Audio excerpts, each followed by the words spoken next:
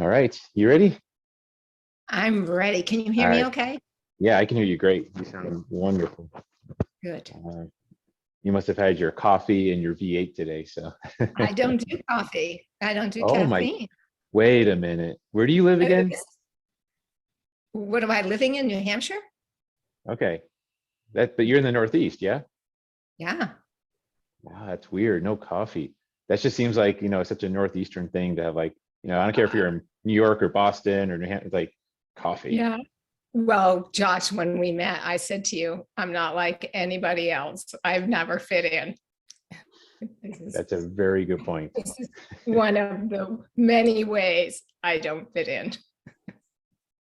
Yep.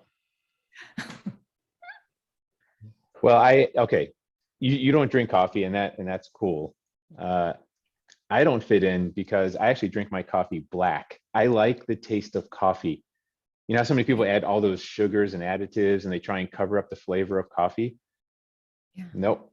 I want that flavor, but it's got to be a good bean. It's got to be good coffee.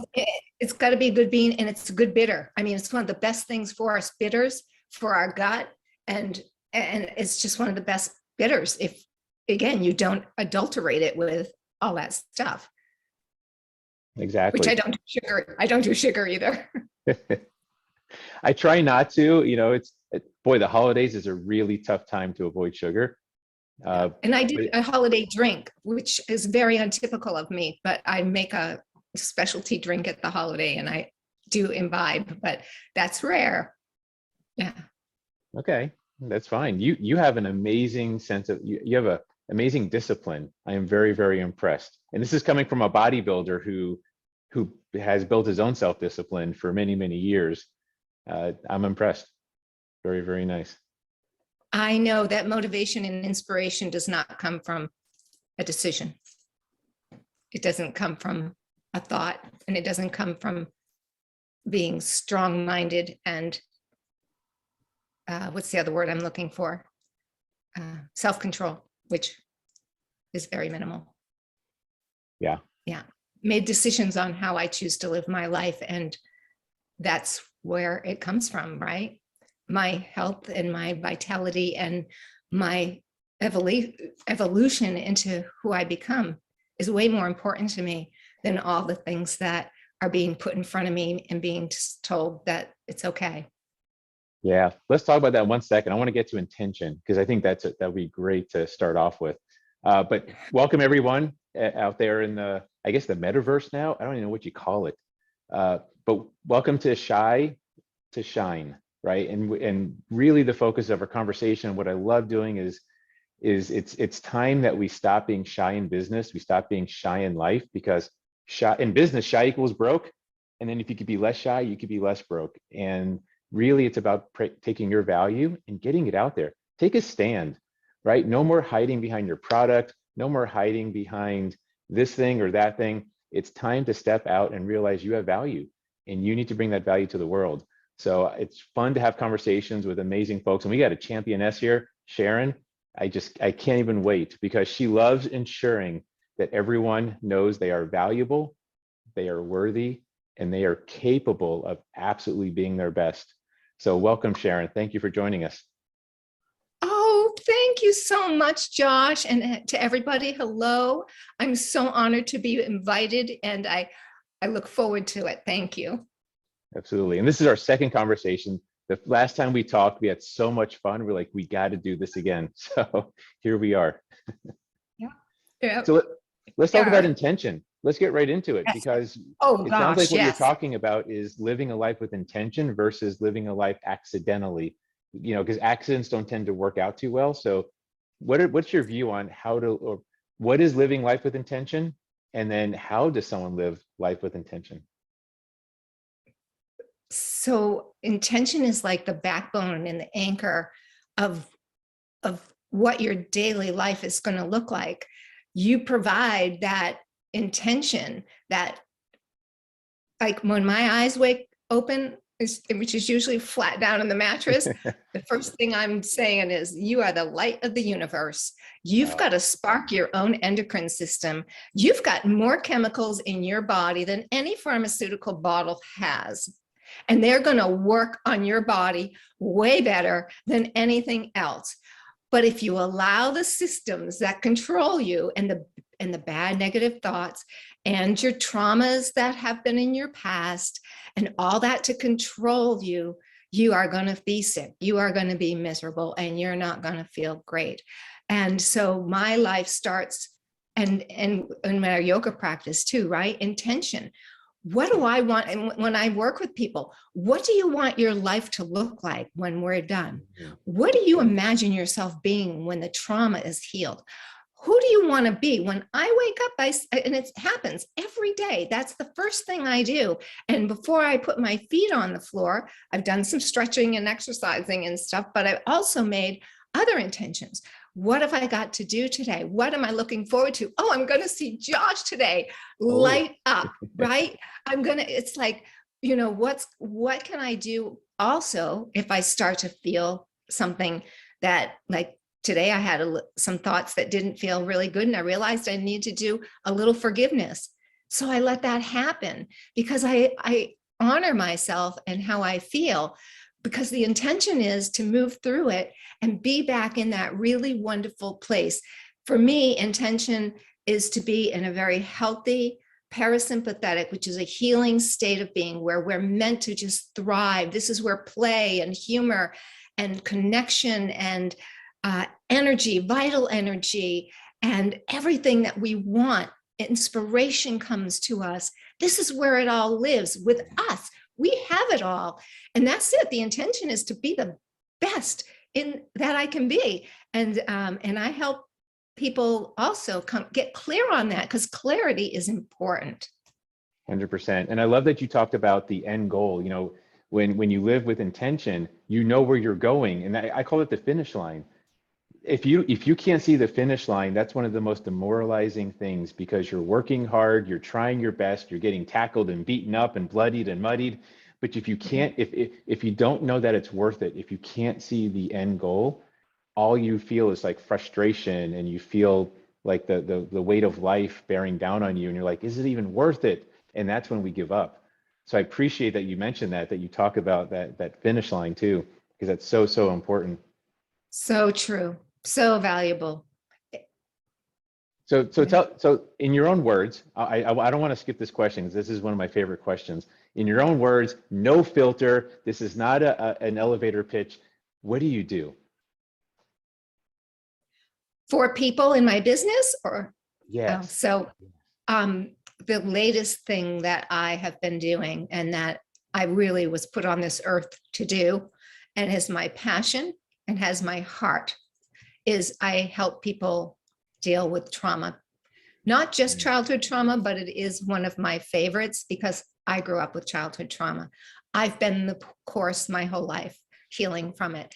And so being able to liberate, transform is profound, to help people release the trauma, which is locked inside their body, in every cell of their body, that shapes every thought, that shapes their perspective, that shapes their health.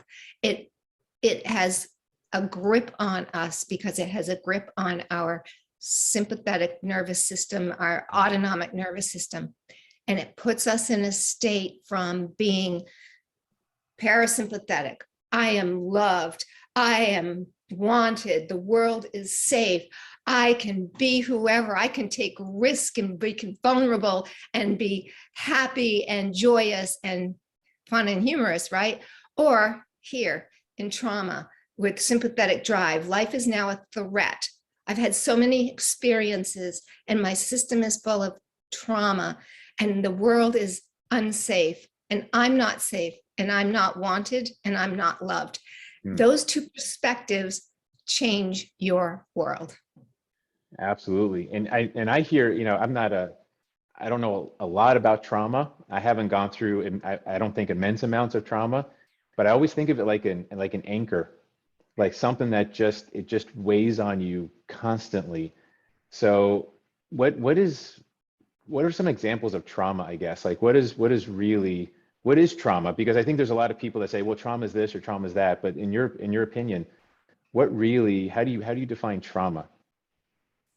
So more simplistically, it's not an event, Mm. but each person's individual nervous system has resilience and capacity. And when we're very young, it has very little. And as we grow and we had a good caregiver for 17 years, we build a good nervous system that has the ability to rise up to an occasion and come back down, because that's what we're supposed to do, rise up in our emotional world, because there are waves of emotion and they complete.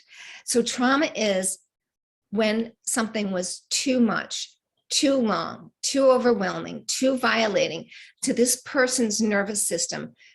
And usually, as Gabor Mate would say, alone. We didn't have somebody that told us we're going to be okay. This is all right. Or even the after effect of a very hard situation. And it could be anything. It could just be something too loud if you're, small or young enough. But if it overwhelms the nervous system, because the nervous system runs on energy, right? And electricity.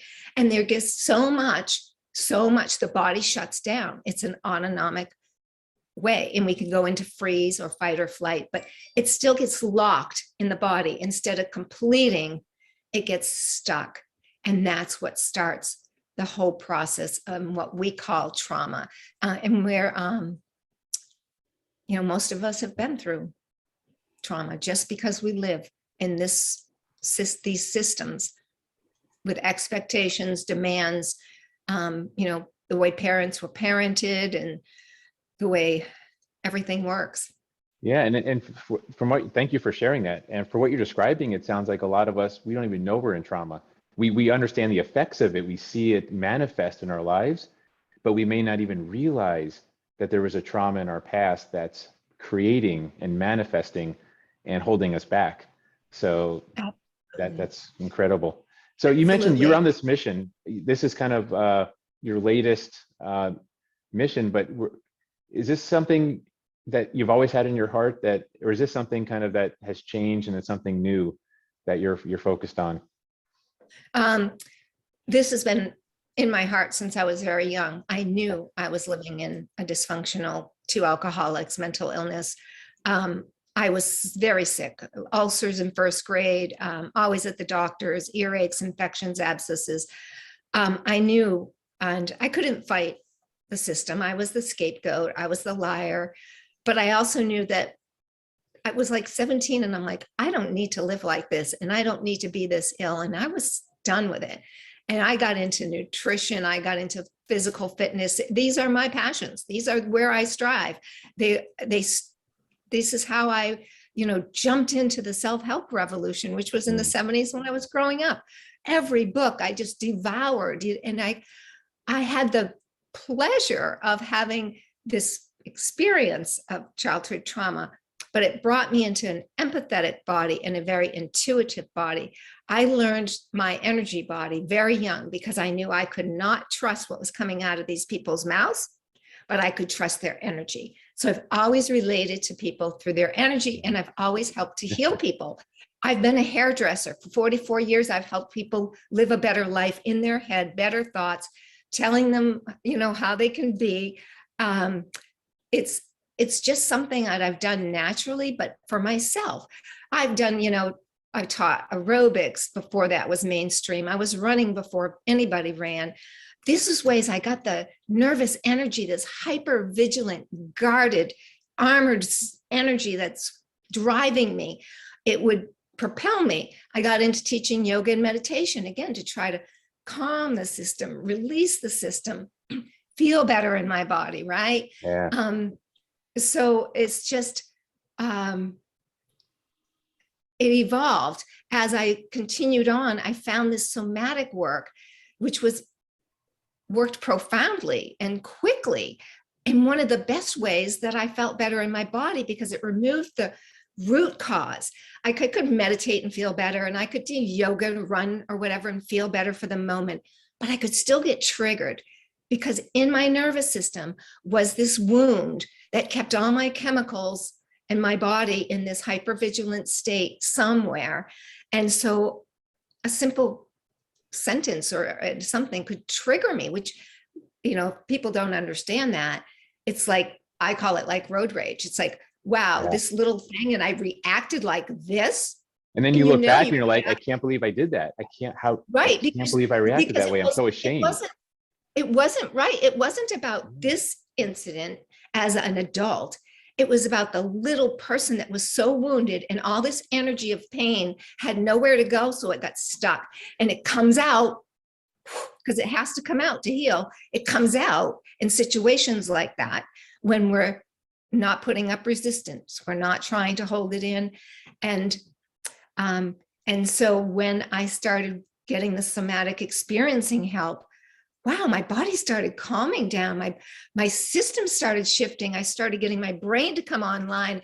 I started having more clarity. I started feeling better. My body started feeling better. Although I always took good care of myself, this was just another transformation. That is why I'm so passionate, because it just moves the needle in such a way that it brings you into your full innate wisdom and abilities and capabilities. And it's It sounds like you life-changing. started living. It sounds like this is what you're describing is my definition of living. There's existing, there's treading water, and then there's living, which is swimming and getting places. And that's awesome. And you got me Yes. thinking now also about how this can affect us in our businesses. So for any solopreneurs or professionals out there, I rally against professionalism, because trying to be professional is trying to be perfect, and it's a fake. It's like ego and facade, and we're basically trying to cover up all our vulnerabilities. We're trying to suppress and ignore, and it hurts us in business.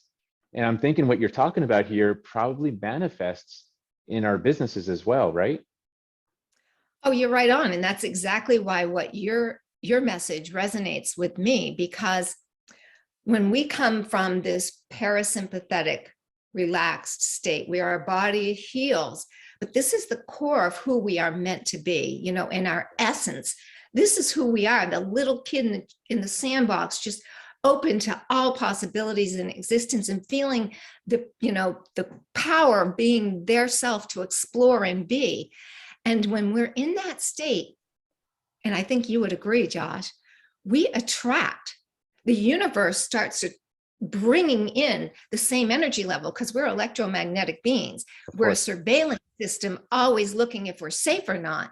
But we also, that's why when you said something and I went, yeah, it's like you get lighter when that trauma comes off. It's like your shoulders are lighter because this burden is released from your body, but you attract people. So when you're pushing in business and shoving and selling and this, and you're trying so hard, that energy is totally understood by that person. And they could almost even feel unsafe or just drawn into the, like I call it the car salesman, Yeah. like You you just want to you go might like, be "Ugh." you might be inflicting trauma on a person.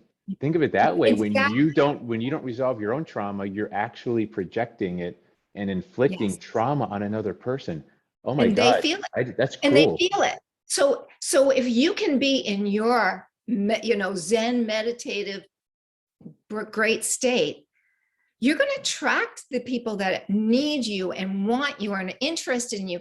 And they're going to come to you, and you're not going to have this like force field of negativity, or negativity really isn't the right word. But people sense it, and animals sense it. I mean, we all know this is how we all relate, but animals know how to relate. They know immediately if you're a safe person or if you're not. And so when you've got your energy in the right place, you're going to attract the people. You're not even going to have to work at it. And that's Exactly. how I like to think. But I just like to heal people. And then when you get, or help people heal, I don't heal people. We all heal ourselves. Correct. I totally believe that. It's been my mission and journey, is healing myself. I can just help you get there faster. And in the event, your life changes because you change, and you don't have this, whatever that energy is behind you, doing what you're told to do and how you're told to do it, and pushing so hard, because there's actually this fear is what creates this energy. So you're attracting fear if you're putting out fear. Right. And if you're putting out energy of love and acceptance and joy and peace, you're going to attract that type of thing. So it sounds like you're basically you're helping people be themselves, because what you're saying is you are not your trauma. That's not you should not be defined by your trauma. That you can still, there's a true, pure, authentic being right there without the trauma.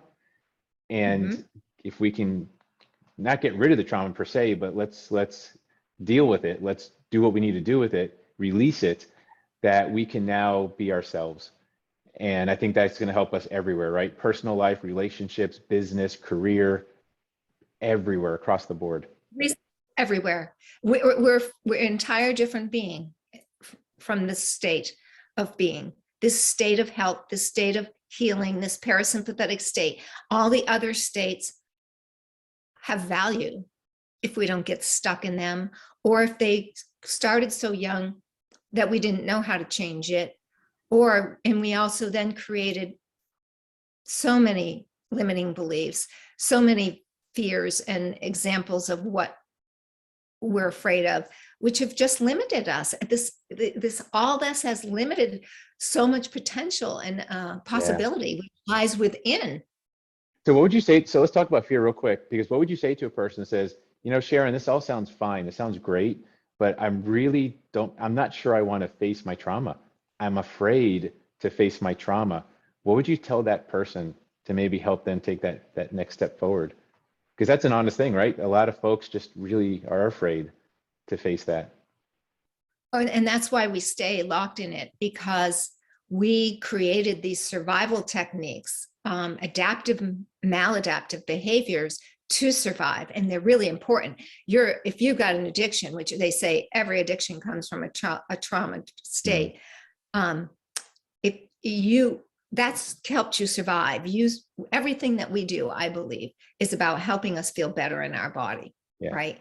And so if we've got a shopping addiction or whatever addiction we're dealing with, or our perfectionism, which was, I've had them all, to cope with my trauma, OCD, all these things, they helped us feel safer in our environment. And it is scary to let those down. So we do it very gradually. And in our disassociation, that is very common with people with trauma, and that scares them. And we work slowly with that. That's a natural state of survival. We know how to survive. And so when I start approaching it, I start finding the place and help guiding into this very meditative parasympathetic state, when the body comes down into this relaxation and all the systems come on board and you feel so differently. And once you've experienced that, that is the motivation. That is I can live in a different place rather than where I've been living. And now we have a reason to want to get better. Nice. So basically what you're saying is, you're not going to, when you work with someone, you're not going to turn their entire life upside down right away. This is a process. It takes time. We're going to take it slow. You're not going to be, suddenly like destroyed and crying and quit your job and all this kind of stuff. It's not going to upend your entire life, but the process needs to at least start. And that's awesome. That's great. And what you just said is so true, because this is last two conversations with my clients was, this is you learning to swim. I don't throw you in the deep end and say, have a good time. Oh, thank goodness. Toe in. We learn some skills. We learn some ideas. We put our toe in. We start feeling what it's like. We get up to the knees. We get up to the wet belly. We spend a long time deciding, do I put my face in the water? This is when I really hit my fears. Like, do I really trust myself to move into this, feeling this stuff that I've been so afraid to feel? And we build the resilience and the capacity, the confidence, and they finally trust themselves and their body, because I'm building a relationship with their body. This is the work that happens, is you've got to learn your body, learn the cues, because it's always keeping you safe. Listen to what it's saying to you. Let's check in. How are you feeling right now? How is your breathing? How is your tension? How is your heart rate? How are you feeling? Because your body's telling you all Yeah. the time. So then eventually you're ready to swim in the deep end, but you don't just, you got to learn it all. And you have to build this relationship with yourself that most people have disconnected from themselves. Yep. Yep. As they say, awareness is the first step, as always, right? So you get so much wisdom, and I want to tap into some of that. So, but more generic, because, so let me give you a scenario. The plane, I apologize, the plane's going down, right? You're on a plane, it's going down. You got 30 seconds, 60 seconds to text your friends and family, people you love the most, the most important lessons you've learned in your life about how to be happy or how to succeed. What would you share? What would you say if you had to concisely share the most important lessons you've learned? What would you share with those folks? What would you text them? Well, I honestly believe that we are and the world is love. And those are the most important things, the connections, the love that we have for ourselves primarily, and honoring that, and others. And so in that respect, we have little control over anything else. We can think about how our thoughts are, and we can make our decisions on how we behave. And again, that takes, what perspective are you going to do that from? Yeah. But most of what life is in the Buddhist philosophy would be, let it be. And, let it be. You have no control over it. And when you go with the flow and you let yourself be aligned with all that is, it's a completely different experience. But that again takes the ability to trust yourself and to come into that ability to let go, because we believe all the things we think and what we've been taught keep us safe. Like we learn by the time we're 2 and 3, that if I don't do what I'm told to do, I'm going to be punished and it's not going to feel good. So we lose the authentic self early to survive. Mm-hmm. And then the world teaches us, you stay within these boxes and you'll be okay. So we think these boxes we created are our security and safety. And that is really a false concept. Our security and safety lies within the inner structures of who we really are at our innermost levels, at our higher selves. And this is where we really thrive. And that's a long-winded answer to. No, that's perfect. Love yourself. And that's my biggest message. Love yourself. Perfect. Because I agree with you. Love is the answer. And you're 100% right. We have to love ourselves first before we can love anyone else, or before anyone else can love us. We have to have that love. And it starts here. And I love what you said, flow, because I'm also thinking of all those blockages from our past. That's the traumas that kind of block that flow, that block us from being us, being human. Oh my goodness. Everything we're talking about, this comes back to just being an authentic human being. And it's so, so difficult. And I'm so honored to be able to share time with you. And I love what you're doing. I love your mission, because we're in alignment. And I love your mission and you. Thank you for having me. Absolutely. How do people find you if they want to learn more? What's the best way for them to contact you, reach out, say, Sharon, we got to talk? How do people find you? Well, if you go on my website, creatingserenitynow.com, there's all my social media, my email, there's my YouTube channel, which, if anybody wants to know how to start feeling better in their body, I have so many messages out there, and meditations and breathing and tips and ideas. So that's how you can find me. Awesome. Otherwise, I'm stuck in New Hampshire. Oh, that New Hampshire is not the worst place in the world. Come on, that's not too bad. I've actually visited New Hampshire once, and it was beautiful. It was in fall, and I guess that's the time to go. But it was nice. It is absolutely beautiful. I mean, really, truly, it is. Awesome. Well, thank you so much. And for all you folks out there, I hope you were taking notes. I know Sharon shared a lot of information. I know she's got a lot more she wants to share.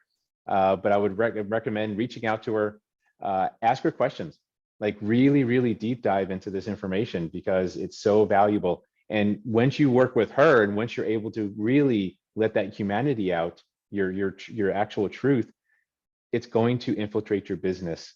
And then you and I will have a conversation. We can figure out how to get that message into your business, because when you are no longer shy, when you are authentic, you will attract everything you need, not just the people that support you. You'll shine. Yes. And no more chasing, no more selling, right? No more selling. Yep. That's the message. Yep. All right, everybody. Have a fantastic rest of your day. Sharon, thank you again so much. And we'll be talking to you soon.